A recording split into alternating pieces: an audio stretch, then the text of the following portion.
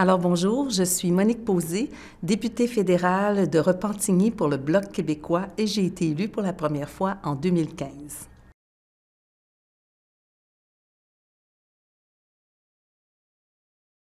Je me suis portée candidate aux élections.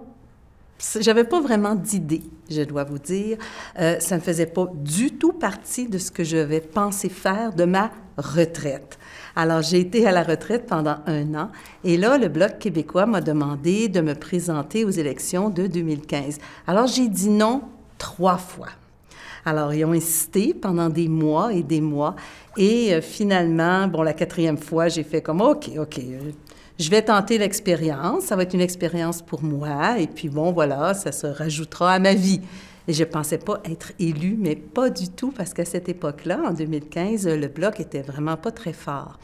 Alors, j'ai été très surprise d'être élue en 2015 pour la première fois. Alors, j'ai renouvelé l'expérience en 2019 et en 2021.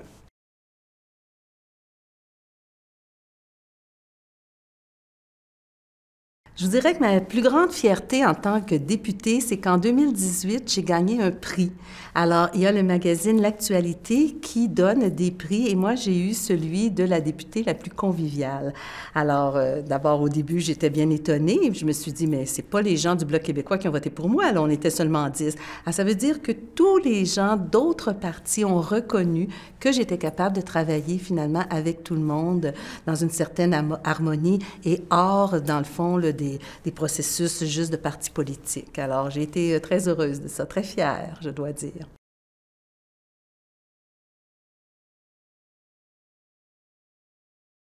Alors, ce qui me motive à me rendre au travail tous les jours, je dirais, c'est différent selon que je suis dans une semaine où on est dans la circonscription ou que je suis à Ottawa. Quand je suis à Ottawa, on étudie des projets de loi, donc c'est un défi de comprendre le projet de loi et de pouvoir amener des amendements pertinents et en plus de faire des liens avec les députés d'autres partis pour faire avancer nos idées. Quand je suis dans la circonscription, c'est d'être avec les gens. J'aime ça si je vais, par exemple, me promener au centre commercial, si je vais manger au restaurant, les gens me reconnaissent, ils viennent me voir. Ça me nourrit, là, j'ai le goût de dire, c'est mon pain et c'est mon beurre. Et en plus, j'invite les citoyens à plusieurs reprises dans l'année à des conférences. Pour le 22 avril, par exemple, conférence sur l'environnement, c'est moi qui la donne. Pour le 8 mars, conférence pour les droits des femmes.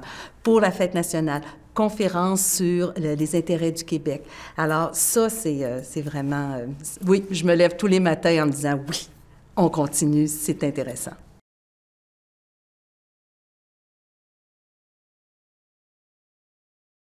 Ça serait peut-être, j'ai découvert ma première période de questions en chambre.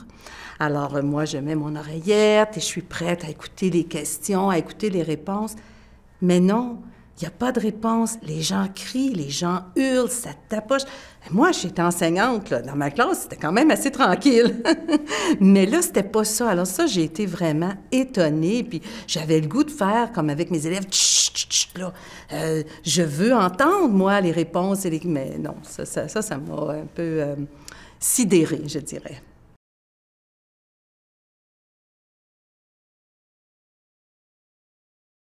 Oui, alors, comme je suis vice-présidente du comité sur l'environnement, alors j'ai présenté une motion au comité qui a été étudiée, qui était une motion sur avoir une loi fédérale pour les véhicules zéro émission, donc que ce soit des véhicules qui soient électriques. Et tous les partis d'opposition qui siègent au comité m'ont appuyé, m'ont dit que c'était intéressant, qu'ils avaient beaucoup appris. Alors là, j'étais comme, voilà, voilà une belle façon de travailler pour faire avancer notre cause.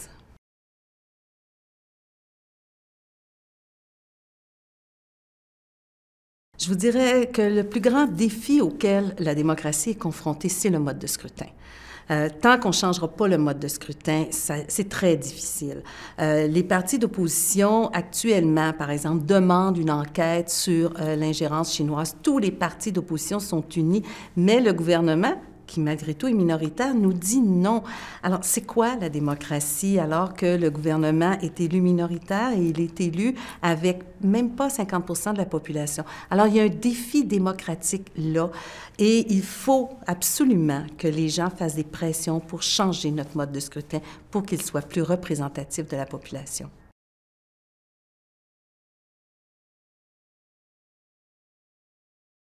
Les prochaines générations, contrairement à la mienne, sont très habiles au niveau de tout ce qui est, bon, oui, il y a les réseaux sociaux, mais aussi au niveau de toute la recherche qu'on peut faire sur Internet, sur des sites qui sont intéressants.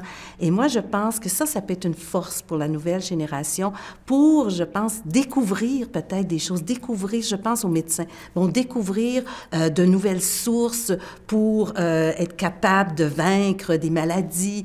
Bon, mon fils étudie en microbiologie. Alors là, il va sur des sites, il découvre aussi d'autres pays qui ont fait des recherches. Alors tout ça, cette génération-là va pouvoir le faire et j'espère et je souhaite que les plus jeunes iront dans le sens aussi de découvrir des actions qui soient collectives, pas qu'individuelles.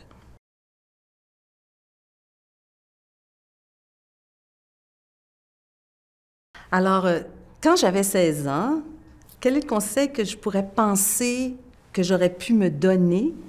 À 16 ans, là, je pensais pas du tout à la politique. Je m'informais pas du tout. Pour moi, c'était, bon, c'est la fête, et puis on comprend, on est adolescent à 16 ans. Alors, mais j'avais par contre des amis qui, eux autres, lisaient le journal. Ils discutaient. Mais moi, je pensais pas à ça. Moi, je pensais, bon, y a-t-il une place où il y a de la bonne musique, puis c'est là qu'on va aller prendre un petit verre, puis écouter la musique. Alors, je me dis, bon, Monique, là, à 16 ans, informe-toi davantage. Va aussi lire, va t'amuser, oui, va écouter de la bonne musique, mais va aussi lire ce qui se passe, mais pas juste à Montréal, au Québec ou au Canada, dans le monde. Parce qu'à 16 ans, Monique, tu n'en savais pas assez sur ce qui se passait dans le monde.